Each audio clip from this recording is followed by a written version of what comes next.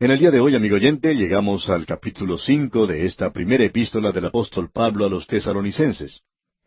Este es el último capítulo de esta epístola, y es un capítulo al cual hemos llamado en las notas y bosquejos que enviamos, la conducta del creyente en vista del regreso de Cristo.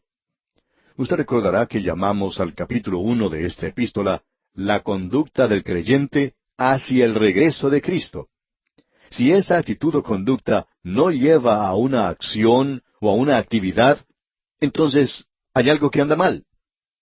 Tenemos que hacer algo. Y la venida de Cristo, como podremos ver aquí, es una esperanza que nos lleva a actuar, nos alerta. En los primeros 10 versículos de este capítulo 5, tenemos un llamado para que estemos despiertos y alertas en vista de la venida de Cristo. Y creemos que la razón que se da aquí es porque el creyente no entrará en esa noche terrible del período de la gran tribulación que se llama el Día del Señor. Este día comienza, como hemos dicho una y otra vez, el día de Jehová o del Señor, comienza con la noche porque esta era la forma que Dios tenía de señalar el tiempo. En el primer día de la creación, leemos en Génesis 1:5, que fue la tarde y la mañana un día. Dios comienza con la noche y avanza hacia la luz. Vamos a ver que esto es muy cierto. Por tanto, volvamos a apreciar entonces que la gran tribulación lleva hacia el reino glorioso milenario de Cristo, cuando el Hijo de Justicia llegará con sanidad en sus alas. El día del Señor es una expresión que necesitamos analizar. Por tanto, leamos lo que nos dicen los 2 primeros versículos de este capítulo 5. El versículo 1 dice, pero acerca de los tiempos y de las ocasiones, no tenéis necesidad, hermanos, de que yo os escriba. Ahora esta mención del tiempo y de las ocasiones no es la propiedad de la iglesia. Los tiempos y las ocasiones pertenecen a este mundo, y pertenecen al pueblo terrenal, a Israel, y a los gentiles que sean salvos aquel día. La palabra que se utiliza aquí para tiempo es cronos. De allí sacamos nuestra palabra cronología. Lo que tenemos aquí entonces es esta expresión de los tiempos y de las ocasiones. No creemos que tratemos con esto para nada.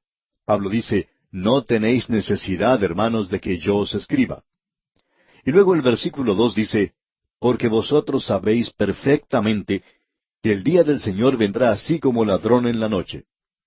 Es que el Señor Jesucristo no viene a la iglesia como un ladrón en la noche, porque un ladrón no es bienvenido, uno no lo está esperando. Por lo general, Él viene inesperadamente y por cierto que no recibe la bienvenida. Cuando usted sale de su casa, no deja una nota en la puerta diciendo, he dejado la puerta abierta, señor ladrón, y usted puede encontrar las cosas de valor en tal y cual lugar en la casa. Tome lo que usted desee. No me imagino que usted haga una cosa semejante, amigo oyente. Posiblemente lo que usted haga cuando sale de su casa, y lo que todos hacemos, es cerrar todo apropiadamente con llave. Usted quiere que el ladrón no se quede pensando que tiene libertad para entrar, que se quede afuera. Aquí pues se nos dice que el Señor Jesucristo vendrá como ladrón en la noche. Y el día del Señor vendrá de esa manera también, llegará de pronto a este mundo. Y luego en el versículo 3 leemos que cuando digan paz y seguridad, entonces vendrá sobre ellos destrucción repentina, como los dolores a la mujer encinta, y no escaparán. ¿Ha notado usted el cambio de pronombre aquí? En los primeros 2 versículos, él habla del hecho que nosotros no tenemos nada que ver con los tiempos y las ocasiones. No es necesario para él escribir en cuanto a eso porque el día del Señor vendrá a este mundo como ladrón en la noche. No van a estar esperándolo a él entonces.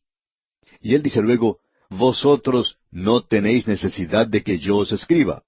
Pero luego, cuando él comienza a hablar acerca de los tiempos del día del Señor, en el versículo 3, leemos que cuando digan paz y seguridad, y se refiere aquí a ellos. Pablo está diciendo aquí que los creyentes no estarán aquí cuando llegue ese tiempo.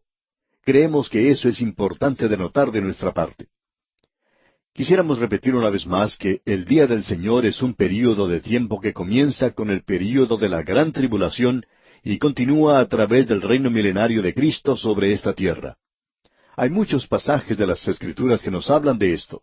Por ejemplo, en el 2º capítulo del libro de Isaías, usted recordará que hace poco estuvimos estudiando este libro, Dios dice en el capítulo 2, versículo 12, porque día de Jehová de los ejércitos vendrá sobre todo soberbio y altivo, sobre todo enaltecido, y será abatido. Y luego él continúa hablando a través de esa sección de que habrá un juicio sobre la sociedad y el gobierno, sobre los militares, sobre el comercio y el arte, y sobre la pompa y el orgullo y la religión. Todo eso se menciona. Y si usted pasa unas cuantas páginas en el libro de Isaías, usted recordará que cuando estuvimos estudiando allí, vimos esto en el capítulo 13, versículos 9 y 10, donde dice, He aquí el día de Jehová viene, terrible y de indignación y de ardor de ira, para convertir la tierra en soledad y raer de ella a sus pecadores, por lo cual las estrellas de los cielos y sus luceros no darán su luz. Y luego continúa hablando de las terribles cosas que sucederán.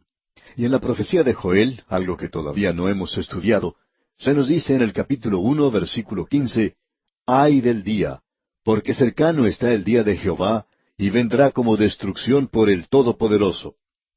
Él habla de esto como un día de tinieblas y de oscuridad, día de nube y de sombra.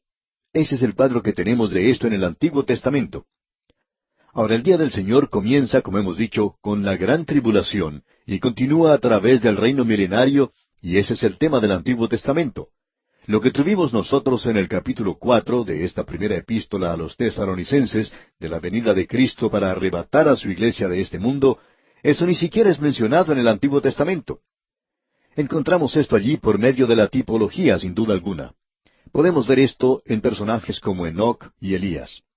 También lo podemos apreciar en otras cosas, pero no se enseña en el Antiguo Testamento que el Señor Jesucristo vaya a sacar de este mundo una compañía de gente para sí mismo. ¡Qué verdad más gloriosa y hermosa es esta! Y esa es la verdad que se revela por primera vez en el aposento alto, cuando el Señor Jesucristo dijo, Voy pues a preparar lugar para vosotros. Y si me fuere y os preparare lugar, vendré otra vez y os tomaré a mí mismo, para que donde yo estoy, vosotros también estéis. Hasta donde entendemos, esa es la primera vez que se menciona en la Biblia. Pablo desarrolla esto en el capítulo 4, como ya vimos en los dos programas anteriores. Pero ahora él está hablando acerca de algo que es el tema del Antiguo Testamento y que era bien conocido en el Antiguo Testamento. Ahora él se aparta de eso y dice que llegará un tiempo que será una gran sorpresa para el mundo. Por cierto que no lo estarán esperando. No están esperando que eso suceda para nada. Y luego dice en el versículo 3, que cuando digan paz y seguridad, entonces vendrá sobre ellos destrucción repentina, como los dolores a la mujer encinta, y no escaparán. Y luego en su segunda epístola a los Tesalonicenses nos advertirá en cuanto a una gran mentira. El Señor Jesucristo nos advirtió en cuanto a esto. Tened cuidado de que nadie os engañe, porque el mundo creerá que están entrando al milenio, y entonces gozarán de una era de paz. Pero en realidad lo que está sucediendo es que están entrando en el período de la gran tribulación. Y llegará de pronto, así como ladrón en la noche. Luego dice en el versículo 4 de este capítulo 5, de la primera epístola a los Tesalonicenses, Mas vosotros, hermanos, no estáis en tinieblas, para que aquel día os sorprenda como ladrón. Ahora fíjense usted lo que dice en el versículo 5. Porque todos vosotros sois hijos de luz. El rapto de la iglesia hace dos cosas. Da por terminado este día de gracia en el cual nos encontramos en el presente. Este llamar a un pueblo para su nombre y el llevar a muchos hijos a su hogar en la gloria. Eso es lo que Dios está haciendo hoy. El rapto de la iglesia, pues, pondrá punto final a todo eso. Ahora no solo dará por terminado eso, sino que dará comienzo al día del Señor. El período de la gran tribulación comenzará cuando la iglesia parta de este mundo. Bien, ¿cuál es entonces la relación entre la venida de Cristo por su iglesia y el día del Señor? Bueno, Él nos dice en este capítulo que, acerca de los tiempos y de las ocasiones, no tenéis necesidad, hermanos, de que yo os escriba. No hay necesidad de hablar en cuanto a esto. Ustedes saben perfectamente, dice Él, que el día del Señor vendrá como ladrón de noche. Eso es enseñado en el Antiguo Testamento. Ustedes ya saben en cuanto a esto. Y ahora llegará de pronto. Y la gente piensa que esto será una época de paz, pero en su lugar tendrá efecto la peor guerra que el mundo haya conocido. Ese es el día de la ira. Esto ha sido descrito en muchas formas y maneras diferentes. Pero la pregunta es aún la misma. ¿Cómo se relaciona la vida de Cristo por su iglesia con el día del Señor que precede a la segunda venida de Cristo. ¿Cómo se relacionan estas dos cosas? Bueno, creemos que sencillamente lo podemos indicar como que en el momento del traslado de la iglesia llega el fin del día de la gracia y ahora comienza el día del Señor. Es decir, un solo suceso hace dos cosas, finaliza un día y abre otro. Y ese día que comienza, comienza en las tinieblas como comienza el día. Pero Él dice que nosotros no estamos en tinieblas. Ahora, ¿por qué es que nosotros no estamos en tinieblas? Y aquel día no nos sorprenderá como ladrón. ¿Por qué? Bueno, nosotros no vamos a estar aquí, amigo oyente. Ya hemos partido de este lugar como vimos en el capítulo anterior. El Señor mismo descenderá del cielo para tomar a su iglesia y sacarla de este mundo. Ahora Él dice, porque todos vosotros sois hijos de luz. Vosotros no pertenecéis a esa dispensación que vendrá. Vosotros pertenecéis a la dispensación de la gracia en la cual nos encontramos hoy. Y amigo oyente, mientras usted no aprenda a hacer estas distinciones en las Escrituras, usted va a continuar en la confusión en la que se encuentra. Y hablando honradamente, amigo oyente, no conocemos a ninguna otra persona que esté más confusa hoy que algunos de nuestros teólogos. Algunos de ellos dicen que no quieren ni tener nada que ver con la profecía y lo dejan de lado. ¿Por qué? Bueno, porque quizá no están dispuestos a estudiar. Y lo que tenemos aquí es que cuando llegue el día del Señor, nosotros vamos a estar con el Señor. No vamos a estar en las tinieblas. Él lo expresa bien claro cuando dice, para que aquel día os sorprenda como ladrón, porque Él no vendrá como ladrón para la iglesia. Nosotros estamos esperando esa bendita esperanza y la venida gloriosa de nuestro gran Dios y Salvador. Luego nos dice, por tanto, no durmamos como los demás. Y usted puede ver, amigo oyente, que esa bendita esperanza, que es el rapto de la iglesia, puede tener lugar en cualquier momento. Y en vista de eso, nosotros no deberíamos ser cristianos dormidos hoy. Lo que Pablo está diciendo aquí es que en vista de que el Señor Jesucristo va a tomar su iglesia y va a arrebatarla de este mundo, que nosotros no vamos a estar aquí y que el mundo, aquellos que no han sido salvos, van a pasar por un período tremendo. Y él dice, por tanto, no durmamos como los demás, sino velemos y seamos sobrios. Y este asunto de ser sobrios que él menciona aquí, amigo oyente, puede tener varios significados. No solo quiere decir el estar sobrio en lo que se refiere a las bebidas alcohólicas, sino también a lo que ocurre con muchas personas que se emborrachan con el poder o con el hacer dinero o con los placeres de este mundo. Hay muchas cosas hoy en las cuales uno puede embriagarse y dejarse llevar por las mismas. Y Pablo está diciendo aquí que el Hijo de Dios tiene que ser sobrio. ¿Por qué? Bueno, debido a los grandes eventos que van a tener lugar en el futuro. Y amigo oyente, podemos estar muy cerca de esto. No lo sabemos. Creemos que estamos muy cerca, pero no sabemos eso. Creemos eso con todo nuestro corazón. Y a nuestro juicio, opinamos que la venida de Cristo se acerca. Y sabemos que podemos decir con las Escrituras, porque ahora está más cerca de nosotros nuestra salvación que cuando creímos. Ahora nosotros no debemos dormir como duermen los demás, las otras personas que nos rodean. Tenemos que velar y ser sobrios. Pues los que duermen, de noche duermen, y los que se embriagan, de noche se embriagan. El pensamiento que encontramos aquí es que los hijos de luz no pueden hacer esta clase de cosa. Ellos deben vivir para Dios hoy. Y luego él dice, pero nosotros que somos del día, seamos sobrios. Y una vez más el apóstol Pablo menciona esta palabra, sobrios. Y esa es una palabra muy buena. Debemos comprender que nosotros tenemos una obligación. Y ahora él va a mencionar algo que ya ha dicho en la carta a los Efesios, algo que ya hemos considerado antes. Él dice, habiéndonos vestido con la coraza de fe y de amor, y con la esperanza de salvación como yelmo. Esto es algo maravilloso. Estamos comenzando a ver aquí una serie de mandamientos para los creyentes. Estos comienzan en realidad aquí y continúan a través de la palabra de Dios. El primero lo encontramos en el versículo 11. Pero ahora esto nos habla del servicio del soldado, como bien podemos apreciar. Aquí tenemos un llamado a la obligación o tarea del soldado. ¿Qué es lo que debemos hacer? Debemos vestirnos con la coraza de fe y de amor. Eso cubre, protege las partes vitales del cuerpo como lo es su corazón. Y luego se habla del yelmo, la esperanza de salvación. Hoy es un día cuando la mayoría de los hombres no usan nada para cubrir sus cabezas, y las mujeres tampoco usan mucho los sombreros en el presente.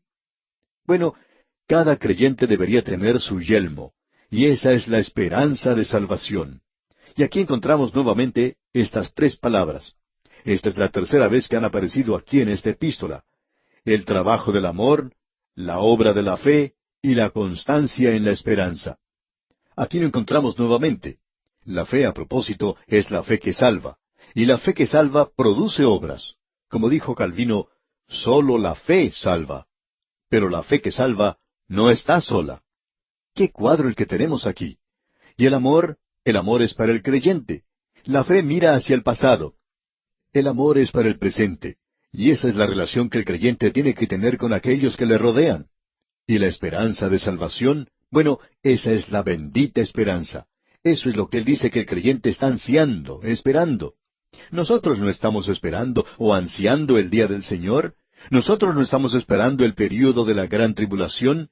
No vemos cómo uno pueda regocijarse en eso de alguna manera. Nosotros estamos esperando esa bendita esperanza, y es la consumación de nuestra salvación. Juan dice, Amados, ahora somos hijos de Dios, y aún no se ha manifestado lo que hemos de ser, pero sabemos que cuando Él se manifieste, seremos semejantes a Él, porque le veremos tal como Él es.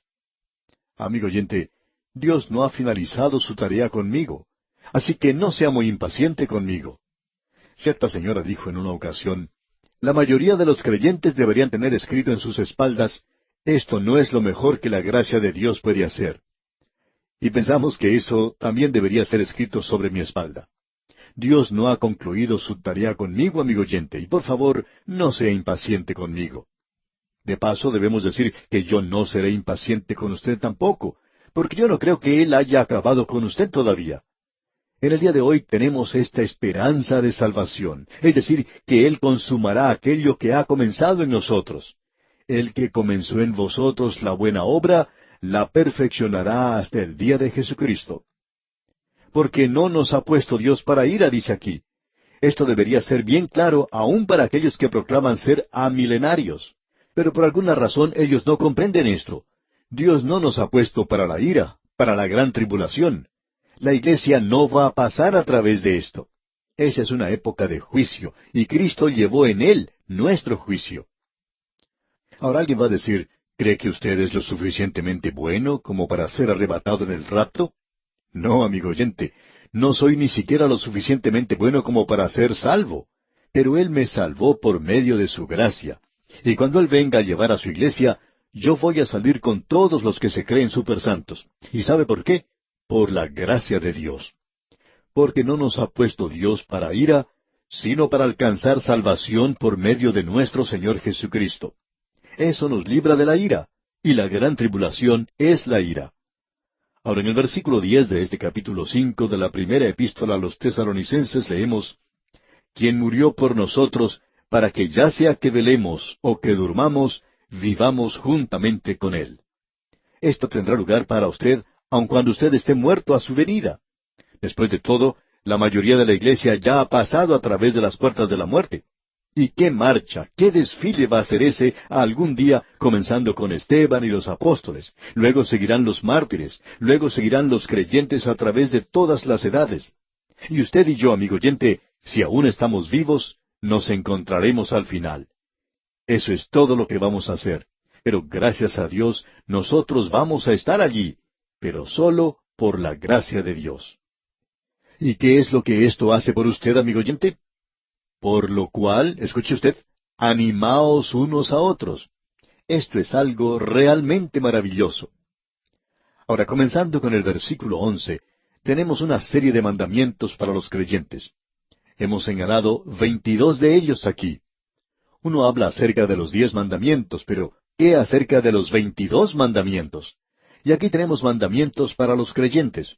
Y esto, creemos nosotros, contestará esa pregunta de si hoy, cuando uno dice que es salvo por la gracia de Dios, la fe en Cristo, aparte de las obras, esto debería responder a esa pregunta de que hasta el momento en que usted es salvo, Dios lo tiene a usted acorralado por la cruz.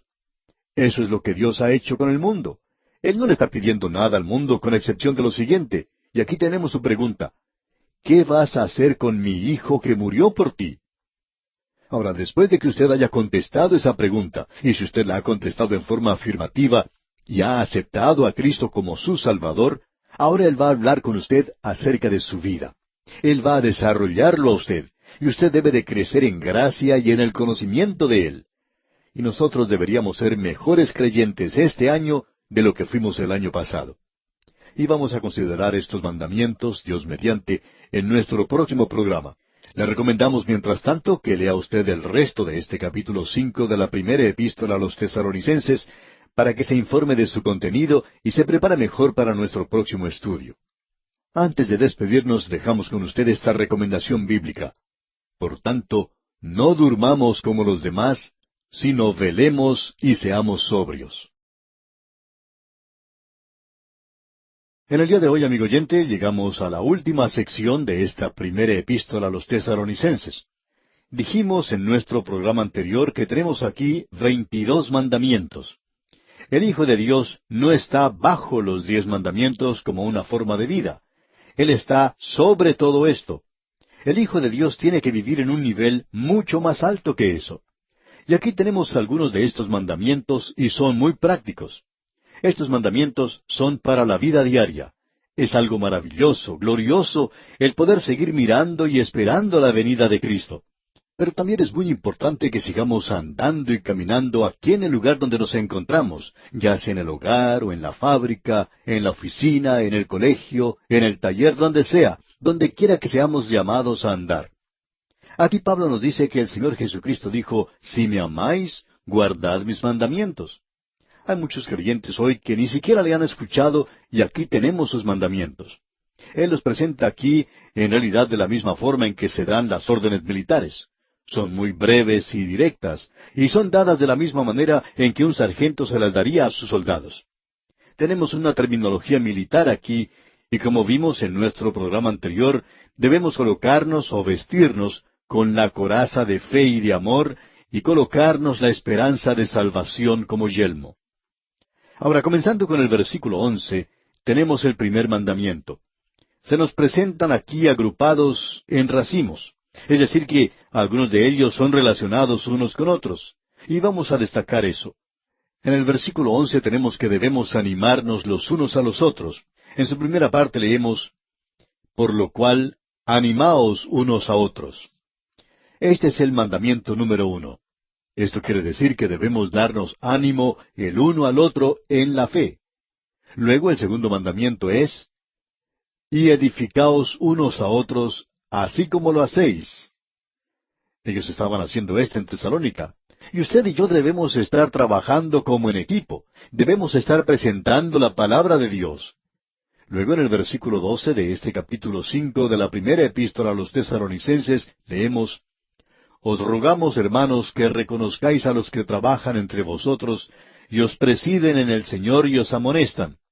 Y aquí tenemos el tercer mandamiento. El cuarto se nos presenta en la primera parte del versículo 13, donde dice, y que los tengáis en mucha estima y amor por causa de su obra. Y luego encontramos el número 5, que dice, tened paz entre vosotros. Estos tres últimos mandamientos que hemos mencionado parecen pertenecer juntos. Debemos reconocer a aquellos que enseñan la palabra de Dios. En realidad, Pablo está hablando aquí de una situación local, peculiar de Tesalónica. Usted recordará que él había estado allí nada más que un mes. Él les enseñó y comenzó la iglesia, podríamos decir, de la nada. Allí no había ningún creyente hasta cuando llegó Pablo y realizó su obra misionera. Así es que todos habían llegado a ser salvos casi al mismo tiempo. Ahora, entre ellos habría algunos que tenían el don de enseñar. Cada creyente recibe un don. Creemos que en el momento en que usted llega a ser salvo, usted recibe un don. Cada creyente recibe un don. Y usted tiene que usar ese don en el cuerpo de los creyentes para edificar el cuerpo de los creyentes. Ahora, había algunos de ellos que tenían el don de la enseñanza y de la predicación y de la ayuda. Creemos que allí se podía presentar alguna situación como la siguiente. Bueno, fulano de tal y yo fuimos salvos al mismo tiempo. Yo lo conocí a él. Entonces, ¿de dónde sacó él la idea de que me puede enseñar a mí? Yo fui salvo al mismo tiempo en que lo fue él. Bueno, nosotros debemos reconocer en la iglesia que ciertos hombres y mujeres tienen ciertos dones y debemos respetarlos, debemos estimarlos. Nos dice entonces en el versículo 12 lo siguiente: Os rogamos, hermanos, que reconozcáis a los que trabajan entre vosotros y os presiden en el Señor y os amonestan. El problema, amigo oyente, que existe hoy con los maestros en la iglesia es que la gente no les presta ninguna atención. Tenemos muchas personas hoy que dicen: nosotros creemos que la Biblia es la palabra de Dios. Creemos cada palabra que se menciona allí. Bueno, entonces, ¿por qué no la obedecen? ¿Por qué no escuchan y prestan atención a lo que se está enseñando? Ellos no lo hacen. Es como si no tuviera sentido para ellos hoy. Y es, por cierto, algo hipócrita el hablar acerca de creer en la Biblia y luego no saber nada en cuanto a ella. Un hombre dijo en cierta ocasión en una forma muy honrada: Yo creo en la Biblia de tapa a tapa, pero soy ignorante de lo que se encuentra entre esas tapas. Bien, así era en realidad. Y lo interesante de todo esto es que esa es una posición casi imposible de mantener. Creemos que si usted, amigo oyente, supiera lo que se encuentra entre las tapas de la Biblia, usted lo llegaría a creer. Pero no diga que usted lo cree y luego es ignorante de lo que allí se dice, porque entonces usted se está derrotando a sí mismo, está tomando una posición hipócrita. Si usted dice que cree que esta es la palabra de Dios, entonces, amigo oyente, usted tiene que escuchar lo que ella dice. Por tanto, aquellos que están predicando y enseñando la palabra de Dios deberían ser escuchados. Luego, en la primera parte del versículo 13, tenemos el cuarto mandamiento, cuando se nos dice: y que los tengáis en mucha estima y amor por causa de su obra. Siempre apreciamos mucho a la gente que hoy ama la palabra de Dios, porque hemos descubierto que ellos siempre llegan a ser sus amigos. Una de las cosas que nos gusta mucho en cuanto al ministerio radial es la cantidad de amigos que Dios nos ha dado por todas partes. Hay muchos que nos escriben y nos dicen que sus hogares tienen las puertas abiertas para nosotros. Bueno, quizás sería imposible para nosotros aceptar todas esas invitaciones, ya que no podríamos visitarlos a todos. Pero cuando llegamos a visitar sus ciudades, hacen tantas cosas por nosotros, revelan un gran amor para nosotros. Amigo oyente, cuando ellos revelan ese amor para con nosotros, nos revelan que están honrando la palabra de Dios hoy, porque creen que estamos enseñando la palabra de Dios. Por lo menos estamos tratando de hacer eso. Y luego, prosiguiendo con este versículo 13, el quinto mandamiento es: tened paz entre vosotros. Y todo esto viene en un solo paquete, digamos. Uno no puede tener a toda la gente tratando de gobernar la iglesia. Y uno no puede tener a toda la gente tratando de guiar una organización que es creyente. Es necesario tener a ciertas personas que hagan eso. Creemos que uno de los grandes problemas en muchas iglesias es, como dice el antiguo refrán: muchas manos en un plato causan mucho garabato. Es necesario tener a alguien que sea el líder, y esa persona tiene que ser la que los demás deben seguir. Y cuando usted tiene eso, entonces tiene paz. Pero cuando todos están tratando de hacer su propia voluntad, entonces no hay allí ni armonía ni paz. Así es que todo esto va junto, como podemos apreciar. Ahora, en la primera parte del versículo 14, tenemos el sexto mandamiento que dice: también os rogamos, hermanos, que amonestéis a los ociosos. Esto es algo normal y natural, que amonestéis a los ociosos. La idea aquí es que estos no están andando con los demás. En realidad hay personas que pierden el paso. Pensamos que son aquellos que siempre quieren hacer las cosas solos. No quieren trabajar junto con la iglesia. Hacen su pequeña tarea y no quieren apoyar la obra de Dios. Y aquí dice Pablo que amonestéis a los ociosos. Y luego dice, en este mismo versículo 14, que alentéis a los de poco ánimo. ¿Qué quiere decir con esto de alentar a los de poco ánimo? Bueno, se está refiriendo aquí a aquellos que se encuentran desanimados. No está hablando de personas que tienen problemas mentales, sino que debemos ayudar a estos a que vuelvan a tomar el paso. Hay personas que son temerosas en cuanto a actuar para Dios y necesitan ser animados. Hay muchos santos hoy que necesitan que alguien ponga sus manos en el hombro y que les diga: hermano, usted puede realizar esa tarea. Yo estoy con usted, estoy orando por usted. Y esto es algo realmente maravilloso. En cierta ocasión, el doctor J. Vernon McGee autor de estos estudios bíblicos, contaba que él había sido presentado ante el público como el hombre por el cual se había orado más en todos los Estados Unidos. Bueno, él dijo que no sabía si era cierto o no, pero que él había recibido miles de cartas en las cuales le decían, estamos orando por usted, y seguimos haciéndolo hoy. Y por cierto que él lo necesitaba. Amigo oyente, es algo que necesitamos hoy. Los de poco ánimo. A veces es algo natural que nos sintamos desanimados. Y aquí dice, que alentéis a los de poco ánimo. Y luego dice en este mismo versículo 14, que sostengáis a los débiles. Esos son aquellos que son débiles en la fe. No pueden marcar el paso con los demás. Son como pequeñas criaturas, son como niños. No pueden marcar el paso y por tanto hay que ayudarles, hay que levantarlos. Es como esa historia que ya hemos contado en cuanto a esa pequeñita que iba cargando a su hermanito. Alguien le dice, pequeña, ¿no es demasiado pesado ese niño para ti? A lo cual ella responde, no, es mi hermano. Y esa es la diferencia, que sostengáis a los débiles. Y luego en la parte final de este versículo 14 leemos, que seáis pacientes para con todos. Bueno, esto indica que nosotros no debemos perder la paciencia. Parece que se está entremetiendo en nuestras cosas ahora, porque esto es algo muy difícil hoy. El tratar en asuntos de negocios o en alguna oficina pública con alguna persona que no es salva, que es pagana, irritable, que está tratando de abusar de usted o de no prestarle algún servicio. Y aquí dice, que seáis pacientes para con todos. No pierda su paciencia. Eso es lo que le está diciendo. Y ahora el 10º mandamiento que tenemos lo encontramos en el versículo 15. Y aquí tenemos algo realmente maravilloso. La primera parte de este versículo 15 dice, mirad que ninguno pague a otro mal por mal. Eso es algo que opinamos es muy importante. Es decir, que no debemos pelear el uno con el otro. Leamos ahora completo este versículo 15 que nos dice, mirad que ninguno pague a otro mal por mal. Antes seguid siempre lo bueno unos para con otros y para con todos. Alguien ha dicho que hoy existen 3 filosofías para la vida.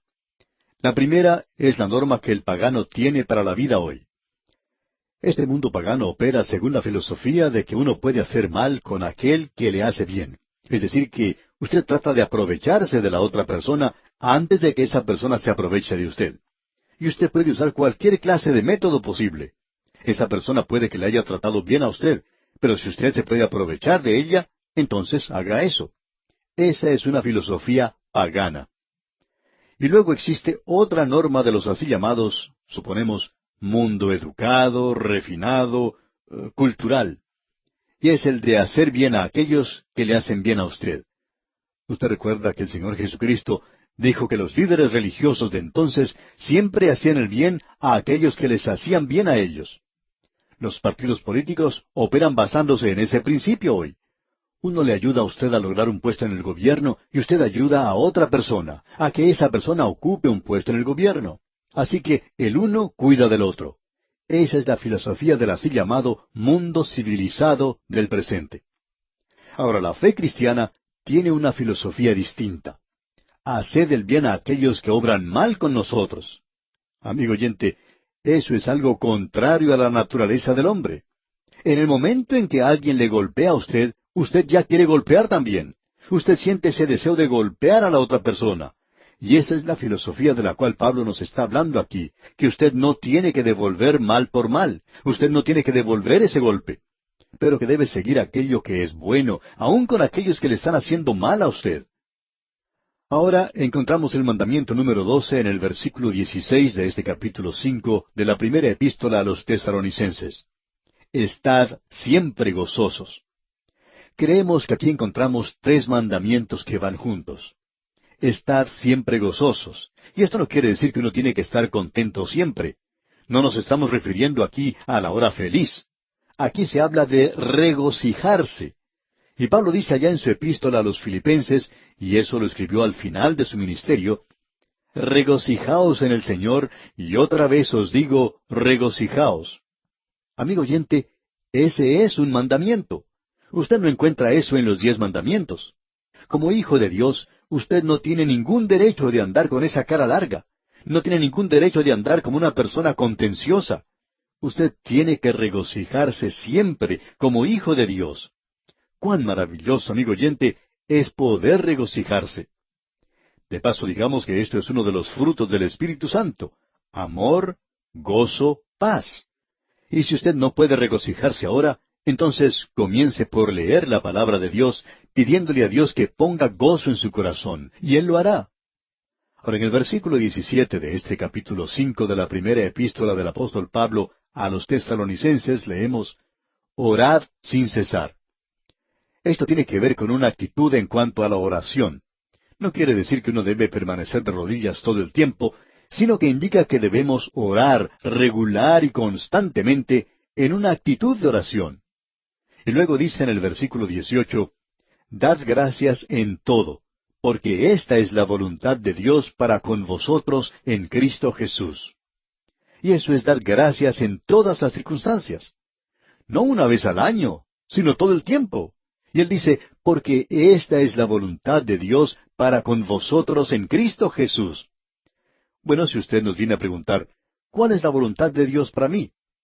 Bien, nosotros en realidad no le podríamos decir, pero podemos decirle tres cosas que están en la voluntad de Dios para usted: regocijarse siempre, orar sin cesar y dar gracias a Dios en todo. Esa es la voluntad de Dios para con nosotros. Y luego en el versículo 19 leemos, No apaguéis el espíritu. ¿Cómo puede uno apagar al espíritu? Una de las cosas que se usa para representar al Espíritu Santo es el fuego. Y amigo oyente, ¿cómo hace uno para apagar el fuego? Bueno, uno lo puede cubrir y no dejarlo quemar. Y al apagar el Espíritu quiere decir que usted se niega a hacer la voluntad de Dios. Es decir, que usted no está escuchando al Espíritu Santo. Usted se está negando a permitir que el Espíritu Santo sea su guía y quien le esté llevando a usted y mostrando el camino. Usted ha tomado sus propios asuntos en sus manos. Y usted y yo apagamos al Espíritu Santo cuando hacemos eso. Y esto, digamos de paso, demuestra que el Espíritu Santo es una persona, porque usted no podría apagar otra cosa sino a una persona. Usted no puede herir a nadie sino a una persona en relación a esto. Esta es la misma palabra que se utiliza en Efesios, donde dice que no contristemos al Espíritu Santo, con el cual estamos sellados para el día de la redención. Contristar. Uno puede contristar a una persona. No es posible contristar a alguna cosa. Y en ese pasaje quiere indicar el pecado en la vida de uno. Y aquí en Tesalonicenses, el apagar al Espíritu quiere decir el no andar en la voluntad de Dios. Luego en el versículo 20 leemos, No menospreciéis las profecías. ¿Qué es lo que quiere decir con esto? Que no debemos considerar un estudio bíblico como algo que es inferior o por debajo de nosotros, que no debemos ser indiferentes a la palabra de Dios. Hay muchas personas hoy que están en el servicio cristiano y quienes ignoran la Biblia y desprecian el estudio bíblico. Por lo general uno escucha decir, y esto muchas veces de parte de una persona muy ignorante que dice, uno puede pasar todo el tiempo yendo a estudios bíblicos y nunca llega a hacer nada. Lo que hace falta es salir y estarse ocupado. Bueno, lo que usted necesita es ir y ocuparse en el estudio de la palabra de Dios, y cuando hace eso, entonces tendrá la oportunidad de salir y hacer algo. Sabemos de seguro que muchas personas han tenido oportunidad de asistir a estudios bíblicos en forma regular y han salido al campo misionero.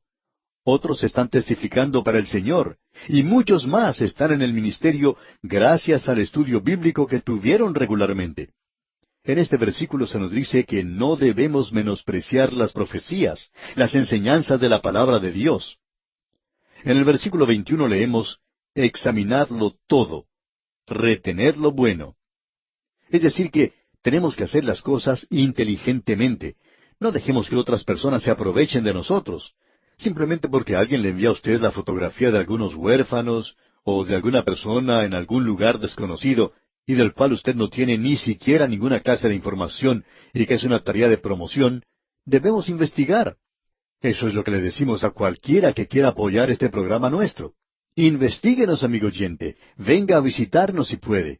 Permítanos mostrarle lo que nosotros estamos haciendo. Aquí dice, examinadlo todo. Los creyentes no deberían creer todo lo que oyen. Retened lo bueno. Amigo oyente, estas cosas que se mencionan aquí son realmente maravillosas.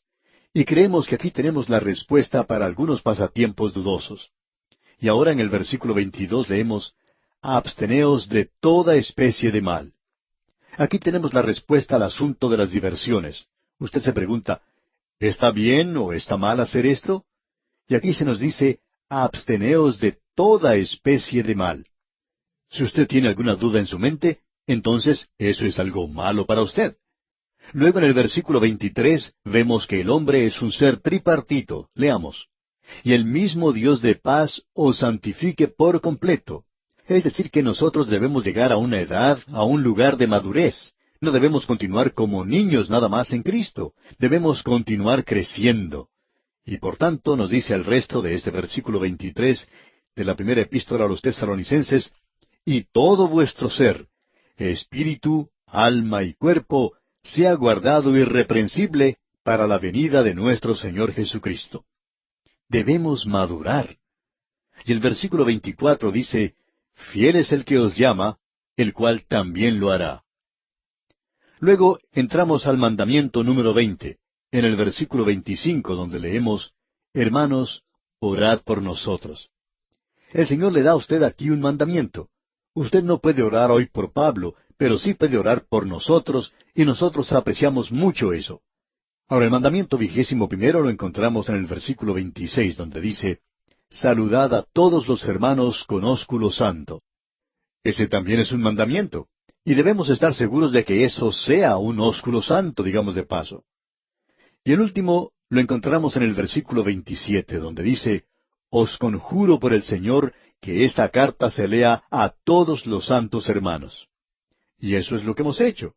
Hemos tratado de leer la carta completa para usted en este programa de A través de la Biblia. Y ahora en el versículo 28 dice, la gracia de nuestro Señor Jesucristo sea con vosotros. Amén. Y nosotros oramos de que la gracia del Señor sea con cada uno de los oyentes que nos acompañan en este recorrido bíblico.